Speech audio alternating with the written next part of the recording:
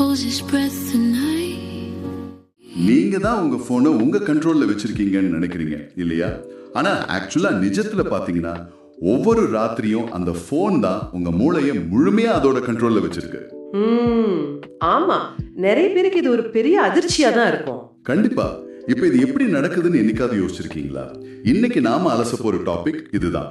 அதாவது digital sunset reclaiming sleep from blue light control அப்படிங்கிற ரொம்பவே சுவாரஸ்யமான குறிப்புகளை வச்சுதான் நாம இன்னைக்கு பேச போறோம். கரெக்ட். இது ரொம்ப முக்கியமான ஒரு அலசல். ஆமா, இந்த தொழில்நுட்பம் எப்படி நம்ம தூக்கத்தை சத்தமே இல்லாம திருடுது, அப்புறம் அதுல இருந்து நம்ம இரவை எப்படி திரும்ப மீட்டெடுக்க போறோம் அப்படிங்கிறது தான் நாம இப்ப பார்க்க போறோம். நிச்சயமா. இதுல ரொம்ப ஆச்சரியமான விஷயம் என்னன்னா, தொழில்நுட்பம் அப்படிங்கறத நாம வெறும் ஒரு டூல், அதாவது ஒரு கருவியா மட்டும்தான் பாக்குறோம். நாம தான் அதை இயக்குறோம்னு ஒரு நினைப்பு இருக்கு. அதேதான், நாம தான் அதை கண்ட்ரோல் பண்றோம்னு ரொம்ப ஸ்ட்ராங்கா நம்பிட்டு இருக்கிறோம். ஆனா அந்த ஸ்மார்ட் போன்கள் நம்ம உடம்போட மிக அடிப்படையான உயிரியல் செயல்பாடுகளை, அதாவது நம்ம பயாலஜியே எப்படி தனக்கு சாதகமா ஹேக் பண்ணுது அப்படிங்கறத நம்ம பல நேரங்கள்ல உணர்வதே இல்லை. ஆமா, குறிப்பா இந்த தூக்கம்னு வரும்போது இப்போ எனக்கு இதுல ஒரு சின்ன சந்தேகம் இருக்கு. சாதாரணமா ஒரு பிரகாசமான டேபிள் லேம்ப் வெளிச்சத்துல நான் ஒரு புத்தகத்தை படிச்சா கொஞ்ச நேரத்துல எனக்கு அப்படியே கண்ணு சொக்கி தூக்கம் வந்துருது. இயல்புதானா அது? ஆனா அதே இருட்டுல ஒரு சின்ன ஸ்கிரீன்ல போனை பார்த்தா மட்டும் ஏன் எனக்கு தூக்கம் வர மாட்டேங்குது? இப்போ வெறும் வெளிச்சம் தான் பிரச்சனைனா புத்தகத்தை படிக்கும் போது எனக்கு முழிப்பு வரணும்ல? அருமையான கேள்வி. இங்கதான் நீங்க ஒரு முக்கியமான வித்தியாசத்தை புரிஞ்சுக்கணும். அதாவது உமிழப்படும் ஒளி, நம்ம எமிட்டட் லைட்னு சொல்வோம், அப்புறம் பிரதிபலிக்கும் ஒளி, அதாவது ரிஃப்ளெக்டட் லைட். ஓ, ரெண்டு வெளிச்சமும் வேற வேறயா? கண்டிப்பா வேற. நீங்க புக் படிக்கும் போது அந்த டேபிள் லேம்ப் வெளிச்சம் காகிதத்துல பட்டு அதுக்கப்புறம் உங்க கண்ணுக்கு வருது. ஆனா உங்க போன் ஸ்கிரீன் அப்படி கிடையாது. அது ஒளிய நேரடியா உங்க கண்ணுக்குள்ளேயே உமிழுது. அடா, நேரா கண்ணிலேயே அடிக்குதுன்னு சொல்றீங்க? ஆமா, அது மட்டும் இல்லாம மனித உடலுக்குள்ள இயற்கையாவே ஒரு சர்க்காடியன் ரிதம் அப்படிங்கிற ஒரு பயாலஜிக்கல் கடிகாரம் ஓடிட்டு இருக்கு. உங்களுக்கு தெரியும்ல? அந்த பாடி கிளாக்னு சொல்லுவாங்களே, அதுவா? அதேதான். பரிணாம வளர்ச்சியில பல லட்சம் வருஷங்களா இந்த கடிகாரம் சூரிய ஒளியை மையமா வச்சுதான் இயங்கிட்டு வருது. ஓ, அப்ப சூரியன் மறைறத நம்ம மூளை கவனிச்சுக்கிட்டே இருக்குமா என்ன? ஆமா, ரொம்ப உன்னிப்பா கவனிக்கும். மாலை நேரத்துல சூரியன் மறைஞ்சு இருட்ட ஆரம்பிச்சதும் நம்ம மூளை உடம்புக்கு ஒரு சிக்னல் அனுப்புது. இனி ஓய்வு எடுக்கணும், தூங்க தயாராகணும் அப்படிங்கிறது தான் அந்த சிக்னல். சூப்பர். ஆனா இத மூளை எப்படி கண்டுபிடிக்குது? பாத்தீங்கன்னா, நம்ம கண்களுக்குள்ள சில பிரத்யேகமான ரிசெப்டார்கள் இருக்கு. அதால வடிவங்களையோ நிறங்களையோ பார்க்க முடியாது. ஓ, பார்வைக்கு உதவாத ரிசெப்டார்களா? நிஜமாவா? ஆமா, அதோட ஒரே வேலை சுற்றுப்புறத்துல பகல் வெளிச்சம் இருக்கா இல்லையான்னு மூளைக்கு மெசேஜ் அனுப்புறது மட்டும்தான். இப்போ சூரியன் மறைஞ்சதும் மூளை அந்த சிக்னலை ஏத்துக்கிட்டு மெலட்டோனின் அப்படிங்கிற ஒரு ஹார்மோனை உடம்புல சுரக்க செய்யுது. அந்த தூக்க ஹார்மோன், சரியா? கரெக்ட். இது ஏதோ ஒரு மேஜிக் ஸ்விட்ச் இல்ல. ஆக்சுவலா இது உடம்புக்கான ஒரு பிரேக் மாதிரி. இந்த மெலட்டோனின் சுரக்க ஆரம்பிச்சதும் உடம்போட வெப்பநிலை லேசா குறையும், தசைகள் எல்லாம் ஒரு மாதிரி ரிலாக்ஸ் ஆகும், மெதுவா நாம ஆழ்ந்த தூக்கத்துக்கு தயாராகும். இப்போ புரியுது. இங்கதான் நம்ம அந்த பெரிய சிக்கல்ல மாட்டிக்கிறோம்னு நினைக்கிறேன். ராத்திரி நேரத்துல நம்ம போன் ஸ்கிரீன்ல இருந்து வர்ற அந்த ப்ளூ லைட், அதாவது நீல ஒளிய மூளை தப்பா புரிஞ்சுக்குது, அப்படிதானே? 100%. கொஞ்சம் பிக் பிக்சர்ல பார்த்தோம்னா நம்ம மூளைக்கு smart phone, YouTube, Instagram reels இதெல்லாம் என்னன்னு தெரியாது. அதுக்கு தெரிஞ்சதெல்லாம் வெளிச்சம் அப்புறம் இருட்டு, அவ்வளவுதானே? அதான், உங்க போன்ல இருந்து வர அந்த நீல ஒளியோட அலைநீளம் பாத்தீங்கன்னா உச்சி வெயில்ல அடிக்கிற சூரிய ஒளியோட அலைநீளத்துக்கு ரொம்ப ரொம்ப நெருக்கமா இருக்கும். வாட்? உச்சி வெயிலா? ஆமா, அதனால ராத்திரி 11 மணிக்கு இருட்டறையில நீங்க போனை பார்க்கும்போது உங்க கண்ணுல இருக்கிற அந்த ரிசெப்டார்கள் மூளையோட மாஸ்டர் கடிகாரத்துக்கு ஒரு எமர்ஜென்சி மெசேஜ் அனுப்புது. ஓ, இன்னும் நடுப்பகல் நேரம் தான் போல இருக்கு, தூங்க வேண்டாம், ரொம்ப சுறுசுறுப்பாரு அப்படின்னு மூளை தப்பா கணக்கு போட்டுடுது. அப்போ ஒவ்வொரு ராத்திரியும் தூங்குறதுக்கு முன்னாடி ஒரு சின்ன சூரியனை நம்ம முகத்துக்கு நேரா ரொம்ப பக்கத்துல வச்சுக்கிட்டு ஏன் எனக்கு இன்னும் தூக்கம் வரல அப்படின்னு நாமே ஆச்சரியப்படுறோம். ஆமா, அதுதான் முரண்பாடு. உடம்பு முழுசும் டயர்டா இருக்கும், கண் அப்படியே எரியும், ஆனாலும் மூளை மட்டும் முழிச்சுக்கிட்டே இருக்கும். இப்போ புரியுது, இது என்னோட உடம்போட பிரச்சனை இல்லை, என் மூளைய ஒரு சின்ன எலக்ட்ரானிக் டிவைஸ் ரொம்ப சுலபமா ஹேக் பண்ணிடுச்சுன்னு அர்த்தம். அதான் உண்மை. ஒரு போலி சூரிய ஒளிய மூளை நிஜம்னு நம்பிடுறதால அந்த மெலட்டோனின் சுரக்கிறது முற்றிலுமா நின்னுடுது. பிரேக் இல்லாத வண்டி மாதிரி உங்க மூளை ஓடிட்டே இருக்கு. சரி, இப்படி மெலட்டோனின் தடைபடுறதால வர்ற பிரச்சனை மறுநாள் காலையில ஏற்படுற வெறும் ஒரு சோர்வு மட்டுமா? நிச்சயமா இல்ல, அது ரொம்ப பெரிய பாதிப்பை ஏற்படுத்தும். கரெக்ட். நம்ம குறிப்புகள்ல கூட சொல்லியிருக்கு, இன்னும் ஒரு 5 நிமிஷம் மட்டும் ஃபோன் பார்க்கலாம் அப்படின்னு நாம நினைக்கிறது எப்படி ஒரு சங்கிலி தொடர் மாதிரி, அதாவது ஒரு டொமினோ எஃபெக்ட் மாதிரி நம்ம மொத்த வாழ்க்கையும் பாதிக்குதுன்னு ரொம்ப தெளிவா விளக்குது. அந்த இன்னும் 5 நிமிஷம் அப்படிங்கிறது ஒரு பெரிய பொறி. இப்போ நீங்க ராத்திரி 10 மணிக்கு தூங்கணும்னு நினைப்பீங்க, ஆனா அந்த 5 நிமிஷம் போன் பார்க்க ஆரம்பிக்கும் போது அது உங்களை அறியாமலே 11 மணி 12 மணின்னு தள்ளி போயிட்டே இருக்கும். சில சமயம் நடுராத்திரி 1 மணி வரைக்கும் கூட முழிச்சிருப்போம். ஆமா, இதுக்கு பேரு தான் தூக்கம் தள்ளி போகுதல். இது முதல் அடி. ஆனா இங்க எனக்கு ஒரு கேள்வி வருது. சரி, நான் 1 மணிக்கு தூங்க போறேன்னு வச்சுப்போம், ஆனா காலையில 8 மணி வரைக்கும் நான் தூங்குறேன். அப்போ எனக்கு 7 மணி நேரம் தூக்கம் கிடைச்சிடுது. அப்புறம் என்ன பிரச்சனை? ரொம்ப முக்கியமான கேள்வி இது. நீங்க 7 மணி நேரம் படுக்கையில இருக்கீங்கிறது உண்மைதான், ஆனா அந்த தூக்கத்தோட தரம் ரொம்ப மோசமா இருக்கும். ஓ, குவாலிட்டி ஆஃப் ஸ்லீப் கம்மியாயிடுமா? ஆமா, ஏன்னா உங்க மூளை அந்த போலி சூரிய ஒளியால குழம்பி போயிருக்கிறதால உங்களால ஆழ்ந்த தூக்கத்துக்கு, அதாவது அந்த டீப் ஸ்லீப்க்கு போகவே முடியாது. இந்த ஆழ்ந்த தூக்கம் அப்படிங்கிறது நம்ம மூளைக்கான ஒரு வாஷிங் மெஷின் மாதிரி. வாஷிங் மெஷினா? அது நல்லா இருக்கே. ஆமா, பகல் முழுக்க மூளையில சேர்ற நச்சுகளை சுத்தம் செய்யற வேலைய மூளை இந்த நேரத்துல தான் பண்ணும். ஆனா நீங்க போனை பார்த்துட்டு தூங்கும் போது இந்த வாஷிங் மெஷின் ஆனே ஆகாது. நரம்பியல் செயல்பாடுகள் முழுசா ஓய்வு எடுக்காம முழிப்பிலேயே இருக்கும். ஓ, அதனாலதான் காலையில எழுந்திருக்கும் போதே யாரோ அடிச்சு போட்ட மாதிரி ஒரு உணர்வு வருதா?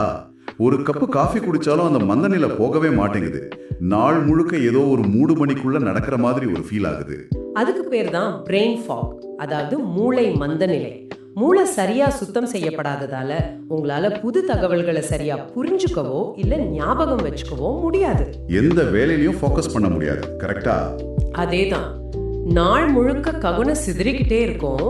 ஒரு நிமிஷம் இருங்க, இங்க ஒரு முரண்பாட்டை நான் சுட்டி காட்ட விரும்புறேன். பாத்தீங்கன்னா, நாம பகல் நேரத்துல ஆபீஸ் டென்ஷன், வேலைப்பழு இதெல்லாம் இருந்து தப்பிக்க ராத்திரி கொஞ்சம் ரிலாக்ஸ் பண்றதுக்காக தான் போன் பாக்குறோம்.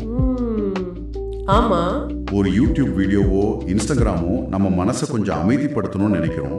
ஆனா அதுவே மறுநாள் காலையில நமக்கு அந்த மூளை மந்தநிலையையும் மன அழுத்தத்தையும் கொடுக்குதுன்னா இது எப்படி இருக்கு தெரியுமா? சொல்லுங்க. சோர்வை போக்குறதுக்காக காஃபி குடிக்கிறதுக்கு பதிலா நமக்கு நாமே கொஞ்சம் கொஞ்சமா ஒரு விஷத்தை குடிக்கிற மாதிரி இருக்கு. எது மருந்துன்னு நினைக்கிறோமோ அதுவே வியாதியா மாறுதே. இது ரொம்பவே ஆழமான ஒரு ஒப்பீடு. நீங்க கேட்டது 100% நிஜம்.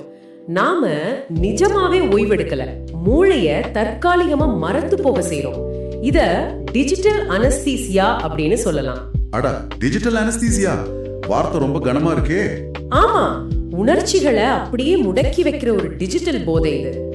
இதனால என்ன ஆகுது தெரியுமா? உங்க மனநிலையில பெரிய மாற்றங்கள் வர ஆரம்பிக்கும். அதாவது மூட் ஸ்விங்ஸ் வருமா? கண்டிப்பா. ஆழ்ந்த தூக்கம் இல்லாததால மூளையில உணர்ச்சிகளை கட்டுப்படுத்துற பகுதி ரொம்ப, அதனால உங்களுக்கே தெரியாம சின்ன சின்ன விஷயங்களுக்கெல்லாம் கோவப்படுவீங்க, எரிச்சல் அடைவீங்க. சும்மா உட்கார்ந்துட்டு இருக்கும்போதே சில சமயம் காரணமே இல்லாம கோபம் வரும். ஆமா, சில நேரத்துல எந்த காரணமுமே இல்லாம ஒரு விதமான சோகம் உங்களை ஆட்கொள்ளும். நீங்க ஏன் அப்படி நடந்துக்கிறீங்கன்னு உங்களுக்கே புரியாது. இத நாம நம்ம சுத்தி இருக்கிற பலரோட அன்றாட வாழ்க்கையில கண்கூடா பார்க்க முடியுது. இந்த சுழற்சி இப்படியே மாச கணக்குல வருஷ கணக்குல தொடர்ந்தா நம்ம உடம்புக்குள்ள பெரிய அளவுல லாங் டேர்ம் டேமேஜ் நடக்கும் இல்லையா? கண்டிப்பா நடக்கும்.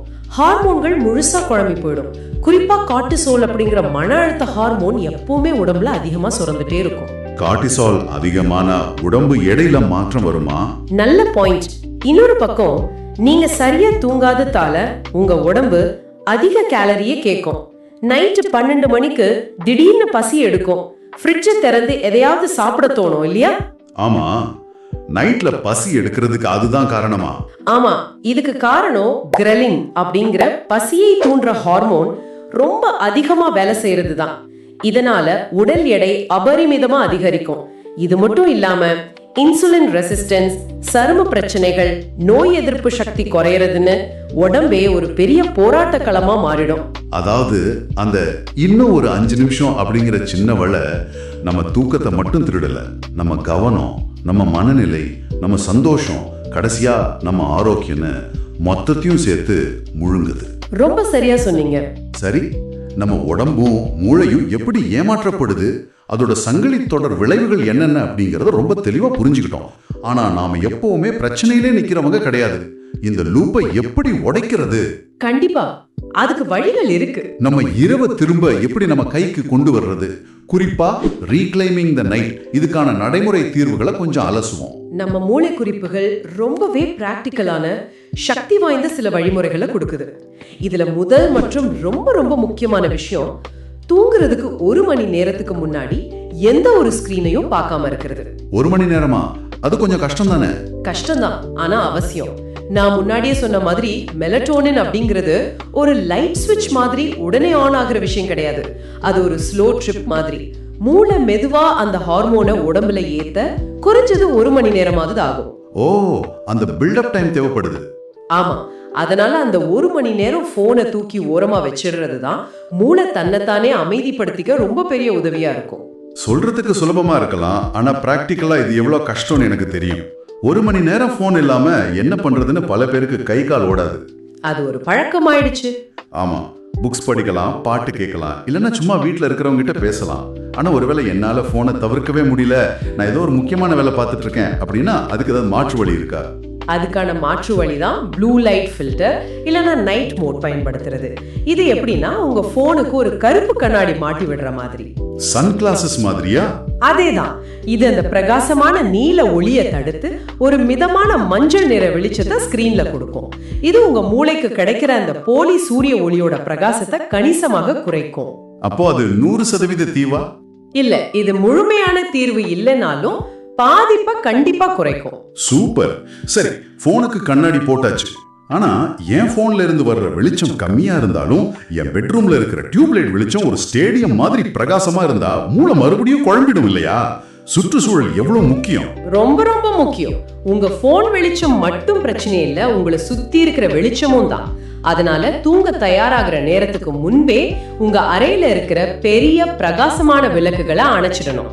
டிம் லைட்ஸ் மட்டும் யூஸ் பண்ணலாமா? கண்டிப்பா. சின்ன சின்ன டிம் லைட்ஸ் மட்டும் போடுங்க. நாமளே நம்ம வீட்டுக்குள்ள ஒரு செயற்கையான சன்செட் உருவாக்கணும். வெளிச்சம் குறைய குறைய ஓகே இது ராத்திரி நேரம் தூங்க போறோம் அப்படிங்கிற மெசேஜ் மூளைக்கு ரொம்ப தெளிவா போய் சேரும். அருமை. அதாவது நம்ம சுற்றுப்புறத்தை மூளையோட இயற்கையான கடிகாரத்தோட மேட்ச் பண்றோம். கரெக்ட். சரி, அடுத்து என்ன செய்யணும்? இப்ப நான் வீக்கெண்ட்ல லேட்டா தூங்குற பழக்கம் வச்சிருக்கேன். இது மூளையை பாதிக்குமா? நிச்சயமா பாதிக்கும். இத சோஷியல் ஜெட் லாக் அப்படின்னு சொல்லுவாங்க. ஒரு நாள் ராத்திரி 10 மணி, மறுநாள் ராத்திரி 1 மணின்னு தூங்குற நேரத்தை மாத்திட்டே இருந்தா மூளைக்கு எப்போ மெலட்டோனின் சுரக்கிறதுன்னு பெரிய குழப்பம் வந்துடும். ஓ, மூளைக்கு டைமிங் ரொம்ப முக்கியமா? ஆமா, உங்க மூளைக்கு பழக்கம் ரொம்ப பிடிக்கும். கன்சிஸ்டன்சி தான் முக்கியம். அதனால வீக்கெண்டா இருந்தாலும் சரி, தினமும் ஒரே நேரத்துக்கு தூங்க போறதும் ஒரே நேரத்துக்கு எழுந்துக்கிறதும் உங்க உயிரியல் கடிகாரத்தை ரொம்ப ஸ்ட்ராங் ஆக்கும். நல்ல பழக்கங்களை உருவாக்குனா அதுவே நம்மள வழி நடத்தும்னு சொல்லுவாங்க. அது இதுக்கு ரொம்பவே பொருந்தும். ஓகே, இப்போ நான் ரொம்ப சவாலான ஒரு விஷயத்துக்கு வரேன். படுக்கைக்கு போன கொண்டு போக கூடாதுன்னு சொல்றாங்க. இது நிஜமாவே சாத்தியமா? இத மூளை எப்படி பாக்குது? இது ரொம்பவும் கஷ்டமான ஆனா மிக அதிகமான பலன் தர்ற ஒரு விஷயம். இதுக்கு பின்னாடி ஒரு முக்கியமான உளவியல் இருக்கு. அத என்விரான்மெண்டல் அசோசியேஷன் அப்படின்னு சொல்லுவாங்க. அப்படின்னா அதாவது ஒரு குறிப்பிட்ட இடத்தை ஒரு குறிப்பிட்ட செயலோட மூளை இணைச்சு பார்த்து பழகிறோம். உதாரணத்துக்கு டைனிங் டேபிள் அப்படின்னா சாப்பிடுற இடம்னு மூளைக்கு தெரியும். அதே மாதிரி படுக்கை அப்படின்னா அது தூங்குறதுக்கான இடம்னு மூளைக்கு புரியணும். நீங்க போனை படுக்கைக்கு கொண்டு போய் அங்க உட்காந்து வேலை பார்த்தாலோ வெப் சீரிஸ் பார்த்தாலோ உங்க மூளை அந்த படுக்கைய ஒரு என்டர்டெயின்மெண்ட் தியேட்டராவோ அல்லது ஒரு ஸ்ட்ரெஸ் ஜோனாவோ மாத்தி பதிவு பண்ணிடும். ஆஹா, அப்போ நம்ம படுக்கையில படுத்த உடனே மூளை ஆட்டோமேட்டிக்கா அந்த என்டர்டெயின்மெண்ட் மோடுக்கு மாறிடுது. அதனாலதான் தூக்கம் வர மாட்டேங்குது. அதேதான். நாம மூளைக்கு திரும்பவும் படுக்கைனா தூங்குற இடம் மட்டும்தான்னு ட்ரைனிங் கொடுக்கணும். அப்போ போனை பெட்ரூமுக்கு வெளியிலயோ இல்ல கை எட்டாத தூரத்திலயோ சார்ஜ் போடுறது ஒரு நல்ல ஐடியாவா இருக்கும் இல்லையா? ஆமா, இதையெல்லாம் ஒரே நாள்ல பெர்ஃபெக்ட்டா செய்ய முடியலனாலும் பரவாயில்ல. ஆரம்பத்துல தூங்குறதுக்கு ஒரு 30 நிமிஷத்துக்கு முன்னாடி போனை தள்ளி வச்சு பழகினாலே அடுத்த நாள் காலையில உங்க எனர்ஜி லெவல்ல நடக்கிற பெரிய மேஜிக்கை நீங்க ஃபீல் பண்ண முடியும். கண்டிப்பா. நாம புரிஞ்சுக்க வேண்டிய மிக முக்கியமான தத்துவம் ஒண்ணு இருக்கு. போனை நீங்க கண்ட்ரோல் பண்ணலனா போன் உங்களை கண்ட்ரோல் பண்ணும். நீங்க உங்க தூக்கத்தோட கட்டுப்பாட்டை இழக்கும் போது அடுத்த நாள் உங்களோட சிந்தனை, உங்களோட உணர்வுகள், உங்களோட முடிவுகள்னு எல்லாத்து மேலே இருக்கிற கட்டுப்பாட்டையும் சேர்த்து இழக்கிறீங்க அப்படிங்கறத நம்ம மறந்துடக்கூடாது. ரொம்ப ரொம்ப ஆழமான வார்த்தைகள். பாத்தீங்கன்னா நாம இந்த ஆழமான அலசலோட இறுதி கட்டத்துக்கு வந்துட்டோம். நேரம் போனதே தெரியல. ஆமா, இதுவரைக்கும் நாம பேசினதை ஒரு முறை சுருக்கமா பார்த்துடலாம். போன்ல இருந்து வர்ற நீல ஒளி அப்படிங்கிறது சாதாரண வெளிச்சம் கிடையாது.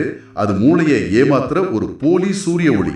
கரெக்ட். அது நம்ம மெலட்டோனின் ஹார்மோனை தடுத்து ஆழ்ந்த தூக்கத்தை கெடுத்து மூளை மந்த நிலையில ஆரம்பிச்சு உடல் பருமன் வரைக்கும் பெரிய சங்கிலி தொடர் விளைவுகளை உருவாக்குது. ஆமா, இதை தடுக்கிறதுக்கு தூங்குறதுக்கு 1 மணி நேரத்துக்கு முன்னாடி ஸ்கிரீனை தவிர்க்கணும், நைட் மோட் யூஸ் பண்ணணும், அறையில வெளிச்சத்தை குறைக்கணும், போனை படுக்கையில இருந்து தள்ளி வைக்கணும். இது வெறும் ஒரு டெக்னாலஜி பிரச்சனை இல்ல, இது நம்ம உயிரியல், நம்ம பயாலஜி சம்பந்தப்பட்ட பிரச்சனை. மிக சிறப்பா தொகுத்து சொன்னீங்க. அந்த போலி சூரியனை அணைச்சிட்டு உண்மையான இரவை நாம மனசார ஏத்துக்கணும். இப்போ இந்த மொத்த விவாதத்தோட அடிப்படையில உங்களுக்காக ஒரு புதிய ஆழமான கேள்வியை நான் முன்வைக்க விரும்புறேன். நாம எல்லாரும் நம்ம அன்றாட வாழ்க்கையில இன்னும் அதிகமா சாதிக்கணும், இன்னும் சுறுசுறுப்பா இருக்கணும், நிறைய படிக்கணும், ப்ரொடக்டிவா இருக்கணும்னு ஓடிக்கிட்டே இருக்கோம். ஆமா, அது ஒரு முடிவில்லாத ஓட்டம். கரெக்ட். அதற்காக நிறைய விஷயங்களை தேடி தேடி செய்யறோம். ஆனா பரிணாம வளர்ச்சியில மனித உடலுக்கு ரொம்பவும் அடிப்படையா தேவைப்பட்ட அந்த இருட்டை திரும்பவும் நம்ம வாழ்க்கையில கொண்டு வர்றதுதான் இன்னைக்கு நாம சந்திக்கிற பல மன உழைத்தல்களுக்கும் சோர்வுக்கும் உண்மையான ரகசிய தீர்வா இருக்குமோ.